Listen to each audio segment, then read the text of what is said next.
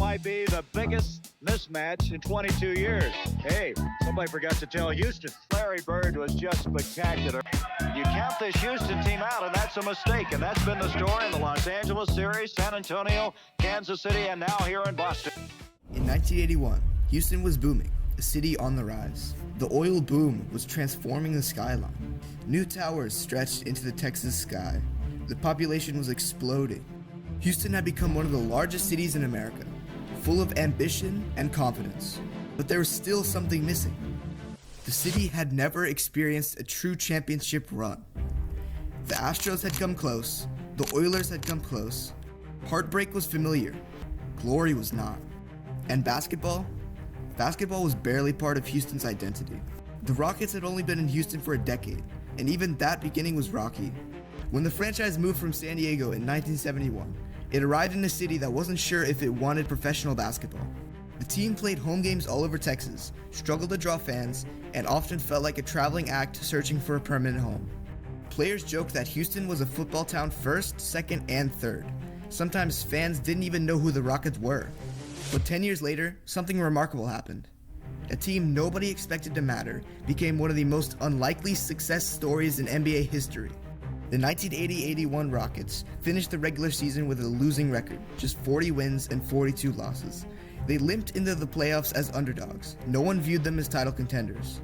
They weren't flashy like Magic Johnson's Lakers. They weren't loaded with future Hall of Famers like Larry Bird's Celtics. What they had was heart.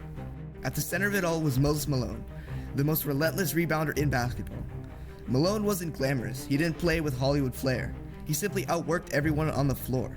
Every missed shot became a personal challenge. Every loose ball belonged to him.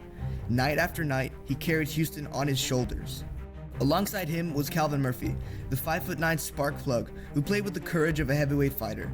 Murphy was one of the most entertaining players in the NBA, a deadly shooter, a fearless competitor, and the emotional engine of the team.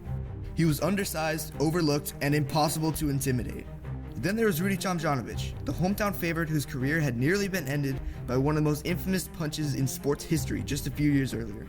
Rudy fought his way back, becoming one of the team's leaders and one of the most beloved figures in franchise history. Together, they were an unlikely collection of veterans, role players, cast-offs, and overachievers. Del Harris, their cerebral coach, built a team that wasn't pretty but was tough. They defended, they rebounded, they survived, and somehow they kept winning. Then came the playoff run. The Rockets knocked off George Gervin and the Spurs.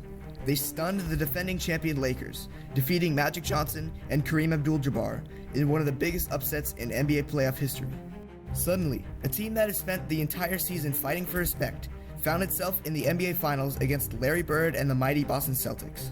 For a few unforgettable weeks, Houston was captivated. The city that had never fully embraced basketball suddenly couldn't look away.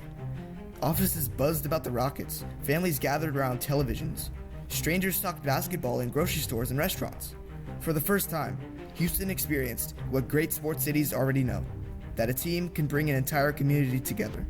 The Rockets didn't win a championship, but they accomplished something almost as important.